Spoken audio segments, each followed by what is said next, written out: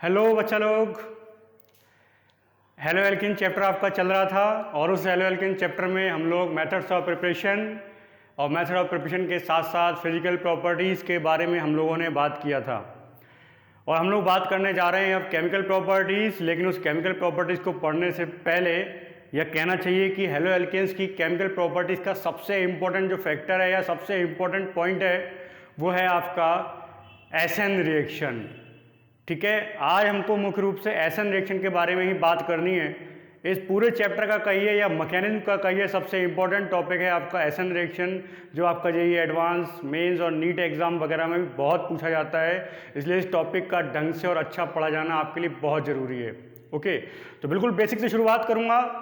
क्या है इस टॉपिक को समझने की आप कोशिश कीजिए और शुरुआत करता हूँ मैं आपका topic, that is SN reaction. Full form है आपका न्यूक्लियोफिलिक सब्स्टिट्यूशन। आप जानते हैं सब्स्टिट्यूशन रिएक्शंस वो रिएक्शंस हुआ करती थी जिन रिएक्शंस में आप किसी भी रिएक्टेंट के एटम या ग्रुप्स का हम लोग क्या करते थे, प्रतिस्थापन करा देते थे, सब्स्टिट्यूशन करा देते थे किसी भी न्यूक्लियोफाइल के द्वारा। तो जब किसी न्यूक्लियोफाइल के द्वारा सब्स्टिट्यूशन कराया जाता है उसके लिए हम लोग वर्ड यूज करते हैं नाभिक स्नेही प्रतिस्थापन, न्यूक्लियोफिलिक सब्स्टिट्यूशन। ओके, एक सिंपल सी रिएक्शन अगर मैं आपसे बोल दूं, वो सिंपल सी रिएक्शन मैं आपको दिखाता हूं एग्जांपल के तौर पे। कुछ मैंने बोर्ड पहले से ही भर रखा है ताकि टाइम थोड़ा सा बच जाए, लेकिन फिर भी एक सिंपल सी रिएक्शन दिखाता हूं, आप ध्यान दीजिए। RX that is alkyl halide, और इस एल्किल हैलाइड का अगर मैं यहाँ पे जो X है इस X को रिप्लेस कर दूं OH के द्वारा, OH यहाँ पे क्या एक न्यूक्लियोफाइल है, उस OH के द्वारा अगर मैं रिप्लेस कर दूं तो ये बन जाएगा आपका ROH और X आपका बाहर हो गया। और ये क्या है, ये है न्यूक्लियोफिलिक सब्स्टिट्यूशन। अर्थात किसी न्यूक्लियोफाइल के द्वारा जब परमाणु या समूह का विस्थापन हो जाता है वो आपका नाभिक स्नेही प्रतिस्थापन कहलाता है। ओके, ये नाभिक स्नेही प्रतिस्थापन न्यूक्लियोफिलिक सब्स्टिट्यूशन दो प्रकार से होता है। ठीक है, मैंने लिखा हुआ है ये दो प्रकार से होता है आपका। एक को हम लोग SN1 कहते हैं और एक को हम लोग SN2 कहते हैं। SN1 मैकेनिज्म और SN2 मैकेनिज्म। SN1 रिएक्शन कह लीजिए आप, SN2 रिएक्शन कह लीजिए। क्या मतलब है इसका आप समझिए। देखिए, SN1 है जो उसका फुल फॉर्म होता है unimolecular nucleophilic substitution reaction, unimolecular nucleophilic substitution reaction. और जो आपका SN2 है उस SN2 का मतलब होता है आपका bimolecular nucleophilic substitution reaction. Unimolecular and bimolecular दो नाम आते हैं यहाँ पे। क्यों आते हैं इसके बारे में भी मैं आपसे थोड़ी सी बात करूँगा। आप लोगों ने मैंने अभी आपको नहीं पढ़ा है केमिकल काइनेटिक्स, लेकिन उसका थोड़ा सा यहाँ पे आपको जरूरत पड़ेगी। देखिए होता क्या है, इसको थोड़ा समझने की कोशिश कीजिए। मान लीजिए आपने एक रिएक्शन लिखा हुआ है ये, ओके, रिएक्टेंट से प्रोडक्ट बनेगा, बात की बात। लेकिन अगर यहाँ पे रेट ऑफ रिएक्शन जो है वो डिपेंड कर रहा है केवल एल्किल हैलाइड के कंसंट्रेशन पे। जब किसी भी रिएक्शन का रेट जो होता है, विक्रिया का वेग होता है, वो केवल एक ही रिएक्टेंट पे डिपेंड करे, वो आपका फर्स्ट ऑर्डर ऑफ रिएक्शन कहलाता है। और फर्स्ट ऑर्डर ऑफ रिएक्शन से ही निकला हुआ वर्ड है आपका SN1। लेकिन जब वो दोनों रिएक्टेंट पे डिपेंड करेगा, यानी इस पे भी आ गया और मैं यहाँ पे OH माइनस इस तरीके से लिख दूं, और यहाँ पर इसका ऑर्डर ऑफ रिएक्शन अभिक्रिया की कोटि 2 हो चुकी है, तो यहाँ पर जो आपका SN2 यानी बाईमोलिकुलर बनता है। ये बात थोड़ा सा अभी आपको परेशान करेगी, लेकिन फिलहाल आप इसको समझने की कोशिश कीजिए कि SN1 रिएक्शन उनके लिए बोली जाती है जिनमें रिएक्शन का जो वेग है, अभिक्रिया का वेग है, एक अभिकारक पर डिपेंड करेगा। SN2 उनके लिए बोला जाता है जिसमें दोनों पर डिपेंड करता है, दो अभिकारक पर डिपेंड करता है। ये बात और समझ में आएगी जब मैं इसको आगे शुरू करूंगा। ठीक है, तो कुछ पॉइंट्स के द्वारा हम लोग SN1 और SN2 को पढ़ने की कोशिश करेंगे और समझने की कोशिश करो आप इसको, कैसे क्या क्या हो जाता है इसमें, इसको समझिए। देखिए, सबसे इंपॉर्टेंट बात तो ये कि आपके तीन प्रकार के जो एल्किल हैलाइड हुआ करते थे, जिसमें आपको एक प्राइमरी होता था, एक सेकेंडरी होता था, एक टर्शियरी होता था। प्राइमरी, सेकेंडरी और टर्शियरी तीन प्रकार के एल्किल हैलाइड हम लोग यूज करते हैं। तो जो टर्शियरी वाला एल्किल हैलाइड होता है, मैं इससे शुरुआत करता हूं। देखिए, एक ये लिखा हुआ है आपका टर्शियरी एल्किल हैलाइड है ये, मैं सीधा सीधा नाम भी बता दूं, ये है टर्शियरी ब्यूटिल क्लोराइड। ठीक है, और इसके साथ साथ मैं एक ले रहा हूं मेथिल क्लोराइड, एक सिंपल मेथिल क्लोराइड। ये प्राथमिक एल्किल हैलाइड है, जबकि ये आपका टर्शियरी एल्किल हैलाइड है। ठीक है बात। अब अगर मैं इन दोनों में बात कहूं कि ये वाला जो बॉन्ड है, ये वाला बॉन्ड, ये बॉन्ड कहां पर जल्दी ब्रेक हो जाएगा, तो सिंपल सा आंसर है कि टर्शरी ब्यूटिल क्लोराइड में Cl जल्दी रिमूव हो जाएगा, Cl जल्दी हट जाएगा, जिसका लॉजिक है या कारण है क्योंकि इसके हटने के बाद ये बन के तैयार होगा टर्शरी ब्यूटिल कार्बोनियम। क्या बन के तैयार होगा? टर्शरी ब्यूटिल कार्बोनियम बन के तैयार होगा। You know very well tertiary carbonium more stable than methyl carbonium because that is tertiary due to the plus I effect. तो ये ज़्यादा स्टेबल होगा आपका इसकी कंपैरिजन में। इसका मतलब यहाँ पर आयनन होगा, ये कंपाउंड टूटेगा, बट मेथिल क्लोराइड कभी नहीं चाहता कि मैं टूट के Cl को अलग कर दूं, क्योंकि उसे पता है जब मैं अकेला बचूंगा CH3 तो मैं कभी भी स्थायी नहीं हो सकता। ठीक है ना बात? तो जब इस पर हम लोग रिएक्शन कराते हैं किसी भी न्यूक्लियोफाइल की, ध्यान दीजिए, जब इस पर न्यूक्लियोफाइल की रिएक्शन कराई जाती है तो ये रिएक्शन कैसे संपन्न होती है इस पर थोड़ा सा आप ध्यान दीजिए कि इस रिएक्शन के संपन्न होने से पहले मेन काम क्या होगा। जो आपका टर्शरी ब्यूटिल क्लोराइड है, ये टर्शरी ब्यूटिल क्लोराइड आयनाइज हो जाएगा, टूट जाएगा, और टूटने के बाद में बनाएगा ये क्या? कार्बोनियम, और Cl आपका अलग हो जाएगा, टर्शरी ब्यूटिल कार्बोनियम। एक स्लो स्टेप है ये, और पूरी रिएक्शन का होना डिपेंड करेगा इसके आयनन पर, यानी केवल इसके आयनन पर डिपेंड करता है पूरा प्रोसेस। न्यूक्लियोफाइल की सांद्रता से कोई मतलब नहीं होता। इट्स मीन टर्शरी वाले SN1 से रिएक्शन कराते हैं। जो टर्शरी एल्किल हैलाइड होते हैं वो SN1 से रिएक्शन कराते हैं। मैंने इसमें लिखा नहीं है, आप याद रखिए, टर्शरी वाले SN1 से रिएक्शन कराते हैं और प्राइमरी वाले हमेशा SN2 से कराते हैं। यहाँ पे हमेशा बोलना गलत होगा क्योंकि परिस्थितियों के अनुसार वो कंडीशन चेंज भी होती हैं, मैं बात करूंगा उनके बारे में। लेकिन आप समझने की कोशिश कीजिए कि पूरी रिएक्शन का जो रेट है वो केवल एक इस अभिकारक पर डिपेंड करेगा, क्योंकि इस अभिकारक के टूटने के बाद ही रिएक्शन होगी, इसकी सांद्रता पर डिपेंड करेगा। इट्स मीन एक अभिकारक पर डिपेंड करने का मतलब ये SN1 होगी। दूसरी बात, जब ये टूट कर कार्बोनियम बनाएगा, अब इस कार्बोनियम पर अटैक होगा किसका? OH- का। OH- अटैक करके सेकंड स्टेप में फाइनल प्रोडक्ट आपका बना देगा। यानी फाइनल प्रोडक्ट में क्या होगा? यहां पर OH लग जाएगा तो ये क्या बन जाएगा? ये बन जाएगा इस तरीके से टर्शरी ब्यूटिल एल्कोहल बन के तैयार हो जाएगा। ये फाइनल प्रोडक्ट बन जाएगा। यानी 2 स्टेप में होता है, मैं वही बोल रहा था, ये 2 स्टेप में होती है। ये मैं बताऊंगा 1 स्टेप में कैसे होती है, पहले आप इसको समझो। ये 2 स्टेप में कंप्लीट होती है। इस अभिक्रिया का वेग केवल एल्किल हैलाइड पर डिपेंड करेगा। यहां पर एल्किल हैलाइड और न्यूक्लियोफाइल दोनों पे डिपेंड करता है, मैं इसकी अभी बात नहीं कर रहा हूं आपसे। तीसरी बात, आयन का फॉर्मेशन होता है। देखिए आयन फॉर्मेशन हुआ है, इसमें कभी आयन फॉर्मेशन नहीं होता, इसमें आयन फॉर्मेशन नहीं होता। इंपॉर्टेंट बात है। अब मैं आपको थोड़ा सा इसके बारे में भी बताता हूं, तो थोड़ा उनका कंपैरिजन करेंगे, आपको समझ में आएगा। ठीक है, इसको आप नोट कर लेना कहीं पे, मैं थोड़ा सा रफ कर रहा हूं इसको, क्योंकि मुझे यहाँ पे SN2 लेके आना है और आपके हिसाब से मेरा बोर्ड थोड़ा सा छोटा है। अब देखिए SN2 में क्या होता है। मान लीजिए मेरे पास में है methyl chloride. Okay, methyl chloride मेरे पास में है। जब इस मेथिल क्लोराइड पर इस OH का अटैक होने को होता है, तो पहली बात तो मेथिल क्लोराइड अपना आयनन नहीं कराता है। वो आयनन नहीं कराएगा, वो चाहता ही नहीं कि मेरा आयनन हो, क्योंकि उसे पता है मैं अनस्टेबल हो जाऊंगा। ठीक है, तो मेथिल क्लोराइड में कंडीशन है, ये मैंने H लगा रखे हैं, ये Cl है, ये OH पीछे से जाके अटैक करता है। ये पीछे आगे का मतलब क्या है ये मैं आपको बताऊंगा। इसने यहाँ पे पीछे से अटैक किया। अटैक करने के बाद में कुछ समय के लिए यहाँ पर क्या होता है, एक ट्रांजिशन स्टेट आती है, संक्रमण की अवस्था कहा जाता है। एक ट्रांजिशन स्टेट यहाँ पे बनके तैयार होती है। मैंने कहा था आयन फॉर्मेशन नहीं होता, आयन फॉर्मेशन होता है।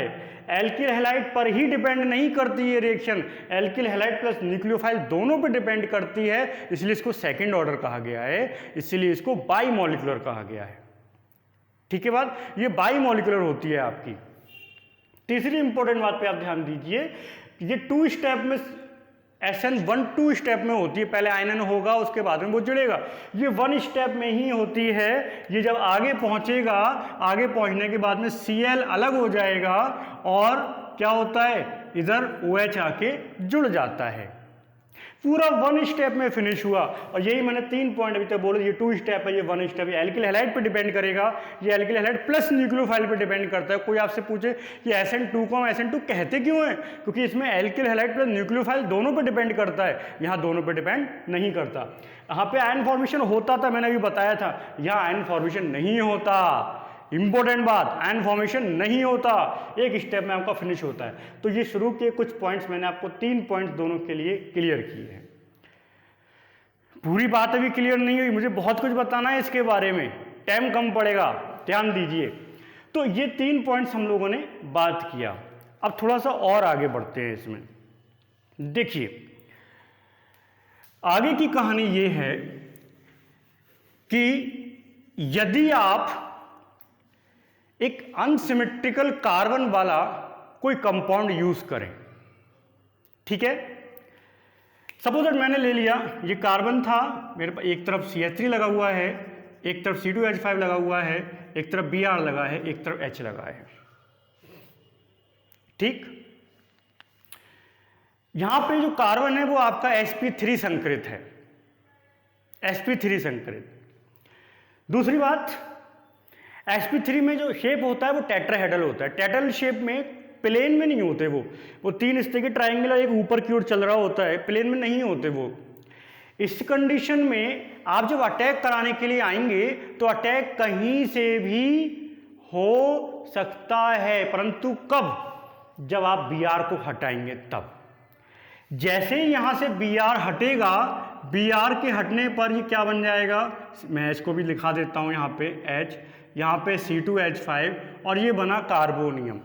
यहां पर इस समय पॉजिटिव चार्ज वाले कार्बन पर sp2 संकरण हो गया और sp2 के कारण इसकी आकृति कैसी हुई, त्रिकोणीय हो गई। और त्रिकोणियों में अटैक कहीं से भी हो सकता है, आगे से कराइए पीछे से कराइए, क्योंकि सारे के सारे एक ही प्लेन में हैं, तो इसमें अटैक आप कहीं से भी करा सकते हो। और अटैक कहीं से भी हो सकता है, जब OH का अटैक कहीं से भी हो सकता है तो कंपाउंड किस टाइप से बन सकता है, कंपाउंड इस टाइप से भी बन सकता है, OH इधर से आके जुड़ जाए, या कंपाउंड ऐसा भी बन सकता है HCl3OH इधर आके लग जाए। इट्स मीन क्या, प्रकाशिक समावयवता के अंतर्गत जब आप SN1 के थ्रू रिएक्शन कराते हो, जिसमें पॉजिटिव चार्ज वाला कार्बोनियम बनता है, जिसमें sp2 हाइब्रिडाइजेशन हो जाता है, जिसमें आकृति त्रिकोणीय हो जाती है, उसमें कहीं भी तरफ से, किसी भी तरफ से नाभिक स्नेही का आक्रमण हो सकता है। इट्स मीन क्या, यदि आपने असममित कार्बन वाला कोई एल्किल हैलाइड लिया है तो वहां पर D फॉर्म और L फॉर्म दोनों प्रकार के कंपाउंड बन सकते हैं। इट्स मीन वहां पे मिक्सचर प्राप्त होता है, और यही लाइन मैंने लिखी है, रेसिमिक मिक्सचर बनता है। फिर ध्यान दीजिए कि रेसिमिक मिक्सचर क्यों बनता है। उस रेसिमिक मिक्सचर के बनने की वजह है, ये ऑप्टिकल आइसोमेरिज्म का थोड़ा सा कॉन्सेप्ट है कि यदि आप किसी अनसिमेट्रिकल कार्बन वाले एल्किल हैलाइड पर अटैक कराएं और वो SN1 के थ्रू हो रहा हो, तो SN1 के थ्रू रेसिमिक मिक्सचर बनते हैं। अब इस लाइन को बच्चे नहीं समझ पाते कि SN1 के थ्रू रेसिमिक मिक्सचर बनते हैं, इस लाइन का मतलब क्या है। अब इस लाइन का मैं आपको मतलब समझाता हूँ, इस लाइन का मतलब समझने की आप कोशिश कीजिए। देखिए ये है इस समय sp3, चतुष्फलक की आकृति है, चतुष्फलक की आकृति में भी अटैक स्पेशल जगह से ही होगा, हर जगह से नहीं होता। लेकिन जब इसका आयनन होता है, आयन पे बनता है पॉजिटिव चार्ज वाली, ये sp2 संकरण में आ गया, त्रिकोणीय आकृति हो गई। अब अटैक कहीं से भी हो सकता है। जब अटैक कहीं से, सपोज अटैक इधर से हुआ तो OH इधर आके जुड़ेगा, सपोज उधर से अटैक हुआ तो OH इधर से आकर, ये उसकी D फॉर्म बन गई, ये उसकी L फॉर्म बन गई, यानी क्या, दोनों का मिक्सचर बन गया। लेकिन अगर आप बात करें SN2 की, तो SN2 में आयनन नहीं हुआ था, यानी शुरू से लेकर एंड तक देखें तो sp3 ही चल रहा था। तो sp3 में अटैक कहीं से भी नहीं हो सकता, स्पेशल जगह से ही होती है, जहां जगह खाली मिलेगी पीछे से ही अटैक होता है। इसलिए वहां पर कभी भी D और L का मिक्सचर नहीं बनता, वहां पे हमेशा विन्यास पलट जाया करते हैं। विन्यास की पलटने की घटना को इन्वर्जन कहा गया है। वहां पे विन्यास पलट जाते हैं और विन्यास के पलटने की घटना को इन्वर्जन कहा गया है, और इसी इन्वर्जन को वॉल्डन इन्वर्जन नाम दिया गया है। इट्स मीन यहाँ पे रेसिमिक मिक्सचर बनते हैं, यहाँ पे इन्वर्जन की घटना होती है। इन्वर्जन का मतलब है कि यहाँ पे DL ऐसा नहीं, विन्यास का पलट जाना तय है, विन्यास पलट जाएगा, लेकिन यहाँ DL में कन्वर्ट हो सकता है, LD में कन्वर्ट हो सकता है। अगर आपने D वाला लिया है जरूरी नहीं कि D से D बने, D से L बन जाएगा, D से D भी बन जाएगा, L से D बन जाएगा, कुछ भी हो सकता है, यहाँ पे ऐसा नहीं होता। ठीक है बात, ये एक इंपॉर्टेंट फैक्ट है, याद रखिए आप इसको। तो मैंने इसके बारे में बता दिया आपको, कुछ पॉइंट जो मैं बता चुका हूँ उसको हटा देता हूँ। आयन फॉर्मेशन बता दिया, एल्किल हैलाइड बता दिया मैंने, इसको बता दिया, और ये हो गया रेसिमिक मिक्सचर, ये इसकी कहानी खत्म हो गई। अब आप ध्यान दीजिए, जब आप SN1 से कराते हो तो वहां पे रीअरेंजमेंट की घटना पाई जाती है। SN1 में रीअरेंजमेंट कराया जा सकता है, SN2 में कभी रीअरेंजमेंट नहीं होता। अब ये रीअरेंजमेंट क्या है, इस चीज को आप समझो। सपोज दैट आपने ले रखा है कंपाउंड ये CH3 CH Br CH 2 bromo 3 methyl butane. अब आप इसका अगर आप SN1 के द्वारा कराएं, जब इसका रिएक्शन SN1 के द्वारा होगा तो इसमें पहले क्या होगा, आयनन होगा। आयनन पर ये Br यहां से हटा, इस Br के हटते ही क्या होगा, ये कन्वर्ट होगा इसमें CH3 CH positive and CH3। But क्या होगा, ये हाइड्रोजन यहां से यहां शिफ्ट हो जाएगा, इसे कहते हैं हाइड्रोजन शिफ्टिंग। जैसे ये हाइड्रोजन यहां शिफ्ट होगा तो यहां पे क्या हो जाएगा, यहां पे 2 हो जाएगा, पॉजिटिव चार्ज खत्म हो जाएगा, और पॉजिटिव चार्ज कहां जाएगा, यहां। यानी वो सेकेंडरी कार्बोनियम कन्वर्ट हो गया टर्शियरी में। अगर SN1 के द्वारा हो रहा है, रीअरेंजमेंट हो जाएगा, रीअरेंजमेंट के द्वारा सेकेंडरी टर्शियरी में कन्वर्ट हो जाएगा, बिकॉज यहां, बट यहां पे ऐसा कभी नहीं होता, क्योंकि यहां पे आयन फॉर्मेशन ही नहीं है, तो यहां पे कभी रीअरेंजमेंट नहीं हो सकता। एक इंपॉर्टेंट पॉइंट, ठीक है बात, तो इसको आप लोग याद रखना। तो ये रीअरेंजमेंट की कहानी हो गई, ये मैंने आपको बता दिया। दूसरी बात, अगर आप SN1 से कराना चाहते हैं तो पोलर सॉल्वेंट का होना बहुत जरूरी है, और पोलर के साथ साथ याद रखिए प्रोटॉनिक होना चाहिए, प्रोटिक होना चाहिए, यानी जो H+ दे सके। इट्स मीन अगर आप इसको इसकी प्रेजेंस में कराने लगो CH3 COC एसीटोन, कहने को ये पोलर कंपाउंड है, क्योंकि ये इलेक्ट्रॉन गेन करेगा तो यहाँ पे नेगेटिव आएगा, यहाँ पे पॉजिटिव आएगा, बात सही है, लेकिन ये प्रोटिक सोल्यूशन नहीं है। प्रोटिक नहीं है तो SN1 नहीं करा सकता। पोलर चाहिए, और पोलर भी कैसा चाहिए, प्रोटिक चाहिए। जैसे फॉर्मिक एसिड ले लीजिए आप, HCl ले लीजिए, HBr ले लीजिए, इनमें से कोई यहाँ पे अगर आ जाए तो फिर SN1 जल्दी होती है। क्यों? क्योंकि उसकी प्रेजेंस में आयनन जल्दी होता है, कार्बोनियम जल्दी बनेगा। यहां पर नॉन पोलर सॉल्वेंट होता है, क्योंकि यहां पे आयनन की कोई बात नहीं होती, याद रखिए इसको। दूसरी बात, SN1 केवल रिएक्टेंट पे निर्भर करता है, एल्किल हैलाइड पे निर्भर करता है, नाभिक स्नेह पे निर्भर नहीं करता। तो नाभिक स्नेह वीक आए स्ट्रॉन्ग आए, इस बात का SN1 पे कोई फर्क नहीं होता। यानी अगर आप वीक नाभिक स्नेह ले आओगे, वीक न्यूक्लियोफाइल भी ले आओगे तो SN1 आराम से हो जाएगी, लेकिन SN2 आराम से नहीं होती। SN2 तभी होगी जब स्ट्रॉन्ग न्यूक्लियोफाइल है, लाइक I- आ जाए, OH- आ जाए, CCH5S- आ जाए, ये सब स्ट्रॉन्ग न्यूक्लियोफाइल होते हैं, इनकी प्रेजेंस में SN2 होता है। लेकिन अगर वीक भी आ जाएगा SN1 अपनी आराम से हो जाती है। दूसरी बात, कुछ रेयर कंडीशंस बताता हूं, ध्यान दीजिए। देखिए, एक है आपका, मान लीजिए ये दिया हुआ है, अब आपसे कहा जाए बताइए इसको अब SN1 से। देखिए एक बात तो ये ध्यान रखिए कि SN1 SN2 में, SN2 SN1 में कराई जा सकती है, कोई दिक्कत नहीं है, लेकिन संभावना किसकी ज्यादा है ये बात देखी जाती है। जैसे आपसे कहा जाए बताइए ये SN2 से करेगा या SN1 से करेगा, तो बच्चे के दिमाग में आता है बोले प्राइमरी एल्किल हैलाइड है और प्राइमरी वाले SN2 से करते हैं। गलत जवाब होगा यहां पर, ये SN1 से होगी। अब ऐसा कैसे हो गया? तो ध्यान दीजिए, एक घटना काम करती है जिसको कहते हैं स्टीयरिक इफेक्ट। स्टीयरिक इफेक्ट का मतलब होता है त्रिविम प्रभाव।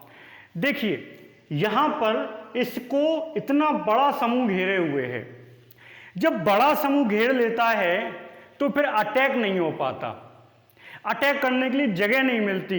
इस पर कोई नाभिक स्नेह अटैक करने के लिए आए तो नाभिक स्नेह को जगह नहीं मिलेगी, जगह नहीं मिलेगी तो फिर वो SN2 से नहीं होगी। यानी सीधी सी बात है, याद रखना कि यदि कार्बन पर बड़े समूह आ जाएं, जब बड़े समूह आ जाते हैं अर्थात त्रिविम बाधा काम करने लगती है, बीच वाले कार्बन को आप घेर लेते हैं, तो फिर वो SN2 से नहीं होती, वो SN1 से संपन्न होती है। ठीक है बात, यहाँ पे आयनन होगा ये SN1 से संपन्न होगी। एक पॉइंट और बताता हूँ, ध्यान देना, बढ़िया पॉइंट बताऊंगा आपको। आपने ले लिया C6H5CH2OH, सॉरी हैलाइड की बात कर रहे हैं, Cl ले लीजिए। अब आपसे कहा जाए कि बताइए ये किस प्रकार से करेगा, कहने को ये भी प्राथमिक है, SN2 होना चाहिए, बट ये भी SN1 से होता है, क्योंकि ध्यान रखिए जितना ज्यादा स्थायी कार्बोनियम प्राप्त होगा SN1 के बनने की संभावना उतनी ही ज्यादा होगी। जितना ज्यादा स्थायी कार्बोनियम प्राप्त होगा SN1 के बनने की संभावना उतनी ही ज्यादा होगी। जब ये टूटता है तो बेंजिल कार्बोनियम बनता है जो अनुनाद के कारण ज्यादा स्थायी होता है, इसलिए ये SN1 को प्रेफर करेगा ना कि SN2 को। तो कुछ बातें बताई मैंने, एक तो स्थायी कार्बोनियम बनेगा तो SN1 प्रेफर करता है, स्टेरिक हिंड्रेंस की घटना कार्य करेगी तो SN1 प्रेफर करेगा, वीक अगर न्यूक्लियोफाइल आ रहा है SN1 प्रेफर करेगा, यदि पोलर सॉल्वेंट विद प्रोटॉनिक आ रहा है आपका तो SN1 प्रेफर करेगा। तो ये कुछ पॉइंट्स हैं जिसके अकॉर्डिंग आप पहचान पाओगे कौन सा SN1 प्रेफर करता है, कौन सा SN2 प्रेफर करता है। रीअरेंजमेंट होता है किसमें, SN1 में, SN2 में कभी रीअरेंजमेंट नहीं होता। एक क्वेश्चन और बताता हूं आपको, मान लीजिए एक ये लिखा हुआ है और एक ये लिखा है और आपसे कहा जाए बताइए कौन SN2 के द्वारा जल्दी होगी, तो आप ध्यान दीजिए ये दो कंपाउंड है आपके, ये प्राइमरी एल्किल हैलाइड है, ये सेकेंडरी वाला है, तो SN2 के प्रति जल्दी कौन देता है प्राइमरी वाला, यानी ये जल्दी क्रिया कराएगा।